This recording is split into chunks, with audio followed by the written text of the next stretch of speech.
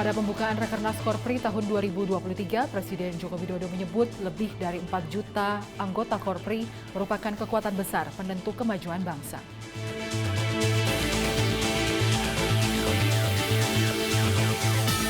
Kesal karena tak dipinjami uang, pria di Batam membunuh lansia yang adalah warga Singapura.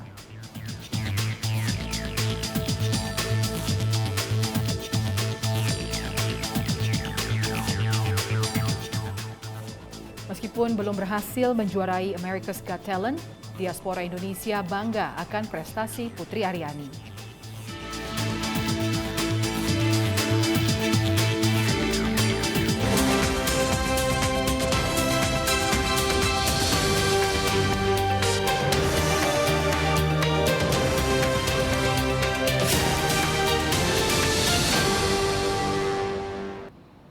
Selamat siang pemirsa, Presisi Siang kembali hadir edisi Selasa 3 Oktober 2023. Selain 3 berita utama tadi, selama 1 jam ke depan, kami juga telah menyiapkan sejumlah informasi terkini lainnya. Saya Lydia Rotinsulu, inilah Presisi Siang selengkapnya.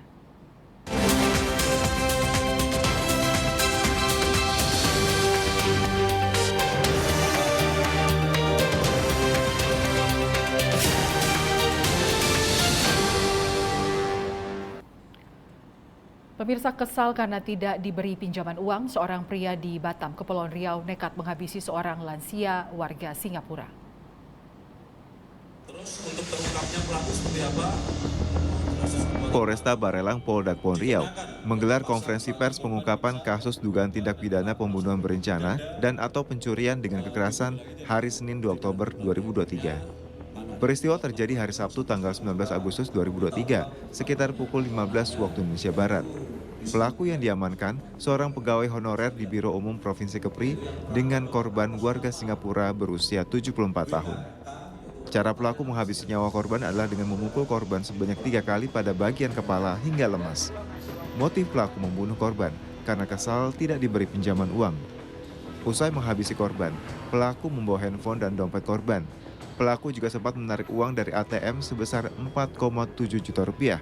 Polisi mengamankan sejumlah barang bukti diantaranya 1 unit handphone milik korban, 1 unit mobil Daihatsu Xenia, pakaian korban, dan alat pacu jantung. Yang dimana pada tanggal 16 September 2023 ini anak korban atas nama WW ini melaporkan kepada Satreskrim Polresta Barelang bahwasanya orang tuanya atau bapaknya hilang atau tidak bisa dihubungi, tidak bisa dikontak. Setelah itu dari tim Satreskrim Polresta Barelang melakukan penyelidikan ya, atas hilangnya ini, atas laporan ini, dan alhamdulillah pada tanggal 19 September 2023 ini pelaku berhasil ditemukan setelah jembatan 4 di Pantai Melayu, ya. Pantai Melayu di Rempang ya di situ atau di Pulau Galang. Di situ dilakukan pembunuhan tanggal 16 di mana? Haberbe ya, di wilayah Haberbe, wilayah Jodoh, dan dibuang. Setelah itu jenazah daripada pelaku diangkut menggunakan mobil Xenia yang dirental dan dibawa ke Jembatan 4 atau di Pantai Melayu dan dibuang di suatu jurang di sana. Di situ ditemukan akhirnya dari hasil penyelidikan dari Satreskrim Polresta Barelang ya, bahwasanya diduga pelaku itu atas nama MRS yang kebetulan yaitu pelaku sedang menjalani ya proses hukum juga atau tidak pidana, yaitu penggelapan uang korban ya, di suatu masjid di Tanjung Pinang. Jadi uang korban Idul Adha ya, sebesar 50 juta. Dan pelaku sudah diamankan di Polresta Tanjung Pinang. Dan untuk itu ya kita bond kepada pelaku ini untuk kita bawa ke Polresta Barelang untuk kita lakukan penyidikan atau pendalaman pemeriksaan lebih lanjut di situ. Dan bahwasanya pelaku mengakui bahwasanya yang bersangkutan atau pelaku ini yang melakukan pembunuhan ya berencana ya, pada korban yaitu WKK ya atas warga negara Singapura. Berapa lama kenal ini korban? Atas perbuatannya pelaku dikenakan pasal 340 dan atau pasal 338 dan atau pasal 365 ayat 3 KUH Pidana dengan ancaman hukuman penjara 20 tahun atau seumur hidup atau hukuman mati. Tim Humas Polresta Barelang, Polda Kepulauan Riau melaporkan untuk Polri TV.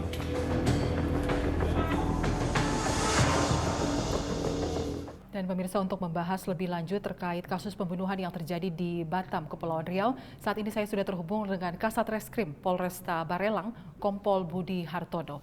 Ya, selamat siang, Pak Budi. Selamat siang, Mbak Lydia.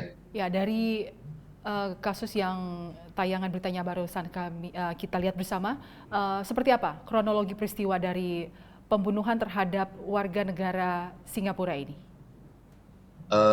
Jadi ya Mbak, pelaku ini melakukan hal itu karena sudah dijanjikan mau diberi pinjaman uang sebanyak 20 juta yang diminta daripada si pelaku kepada korban. Namun pada hari yang disampaikan 2 hari sebelum kejadian, itu si korban belum mengasih sejumlah uang 20 juta tersebut kepada si pelaku. Akhirnya pada tanggal 19 September 2023 sekira pukul 15.00 si pelaku yang sebelumnya sudah menyiapkan tali nilon di dalam mobil melakukan janjian jumpa dengan si korban, yaitu di Harbour Bay. Nah, kemudian jumpa, kemudian akhirnya cekcok.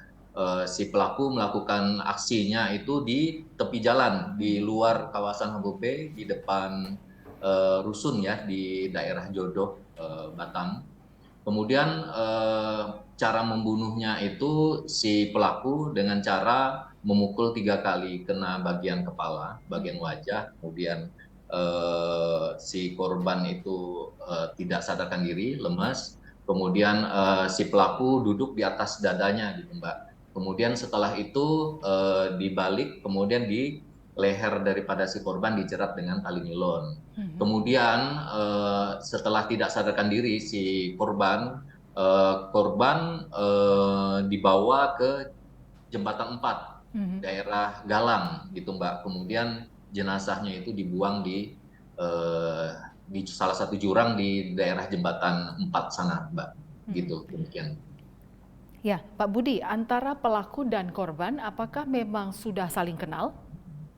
Untuk pelaku dengan korban ini memang sudah teman Mbak, jadi kurang lebih setahun gitu.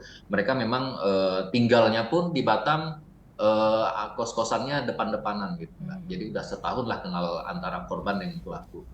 Ya, dan kalau dari data yang saya baca juga, pelaku adalah PNS ya di Provinsi Kepri, betul seperti itu Pak? Iya, saya perlu ralat bukan PNS sih Mbak, masih honor Mbak di honorer, salah satu biro umum di pemerintahan Provinsi Kepulauan Riau. Nah, dari hasil pemeriksaan terhadap pelaku, uang 20 juta yang hendak dipinjam dari korban akan digunakan untuk apa? Sehingga sangat butuh dan juga seperti ya dia sangat butuh dan tidak mungkin tidak bisa untuk didapati itu. Betul Mbak, jadi 20 juta ini yang dipinjam pelaku kepada si korban pada waktu itu memang untuk menutup kesalahannya si pelaku Mbak. Jadi yang digelapkan kan dia sebelumnya ada masalahnya itu adalah penggelapan uang kurban di salah satu masjid di Tanjung Pinang gitu Mbak. Jadi uang 20 juta ini untuk menutup penggelapan uangnya yang dia lakukan di Tanjung Pinang. Berarti dia terdesak karena untuk mengatasi masalah sebelumnya yang sudah dia hadapi. Betul. Nah, terdesak Mbak. Ya, kemudian Pak Budi, di saat kapan kasus ini mulai terungkap? Apakah ada laporan dari keluarga korban? Baik, jadi kita melakukan penyelidikan ini Mbak. Jadi berawal dari tanggal 16 September itu ada laporan orang hilang yang dilaporkan oleh Wong Wei. Wong Wei ini adalah anak daripada si korban, warga negara Singapura, yang mana pada tanggal 10 September ini si anak korban sudah mencari korban gitu. Jadi tanggal 10 itu seharusnya korban tanggal 10 September itu setiap bulannya memang si korban pasti mengontak anaknya untuk meminta uang untuk kehidupan sehari-harinya di Batam gitu, Mbak. Kemudian tanggal 10 itu ditunggu sama si anak sampai tanggal 14 sampai si anak itu mencari kepada kawan-kawannya, teman-temannya yang tinggal di Batam yang diketahui sama si anaknya, Mbak. Jadi tidak satupun kawan-kawan ini yang tahu gitu, Mbak. Kemudian untuk handphone sendiri, untuk WhatsApp-nya itu masih centang satu. Jadi kekhawatiran itulah yang membuat si anaknya membuat laporan orang hilang di Polresta Barelang gitu, Mbak. Kemudian dari laporan itu kita coba lidik untuk handphonenya, kemudian kita cek memang ada handphonenya nyala di daerah Tanjung Pinang gitu, Mbak. Sekali kita telusuri dengan lidik, kemudian kita cari, ini handphonenya sempat dijual nih sama pelaku kepada orang lain.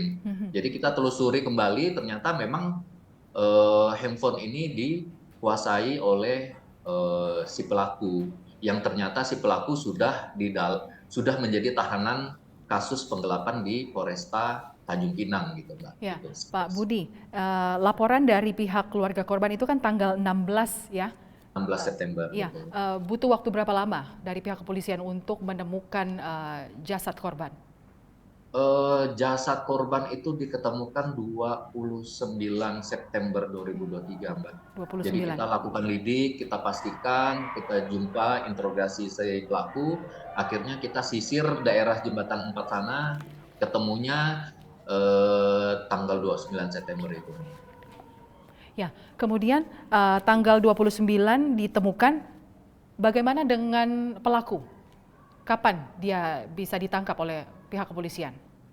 Alhamdulillah, Mbak, untuk pelaku kan memang sudah saya sampaikan sebelumnya dia udah menjadi tahanan di Polresta Tanjung Pinang dalam kasus sebelumnya. Ya. Nah, jadi kita tidak begitu sulit sih, Mbak. Jadi tinggal pengakuannya sama bukti-bukti pendukungnya nih, Mbak, kayak CCTV di ATM di Batam sama di Tanjung Pinang cocok, memang dia yang mengambil ATM daripada si korban gitu. Baik. Untuk perbuatannya ini pelaku akan dijerat dengan hukuman seperti apa? Baik, Mbak, untuk pelaku kita kenakan pasal 340, kemudian 338, kemudian juga kita lapis dengan 365 ayat 3, Mbak. Jadi ancaman hukumannya 20 tahun, minimal maksimal hukuman mati. Baik. Terima kasih Kasat Reskrim Polresta Barelang, Kompol Budi Hartono sudah bergabung bersama kami di Presisi Siang. Selamat siang, salam presisi. Salam presisi. Pemirsa, kita beralih ke berita selanjutnya. Artis sinetron Amanda Manopo diperiksa selama 8 jam di Bareskrim Polri pada Senin 2 Oktober. Amanda dimintai keterangan terkait klarifikasi dugaan endorsement atau promosi situs yang diduga website judi online. Dalam pemeriksaan ini, penyidik mengajukan 34 pertanyaan kepada Amanda Manopo. Pemeriksaan terhadap Amanda Manopo awalnya dijadwalkan hari Jumat 22 September. Namun Amanda berhalangan dan meminta untuk dijadwalkan ulang. Amanda sendiri mengaku tidak tahu menahu terkait judi online daring. Semuanya baik-baik aja, saya tidak ikut campur dan saya tidak tahu menahu tentang ada namanya judi online. Jadi ini hanya kesalahpahaman saja yang terjadi. Tapi saya nggak pernah main game. Dan saya sudah bilang, Pemirsa, tetaplah bersama kami, Presisi Siang segera kembali.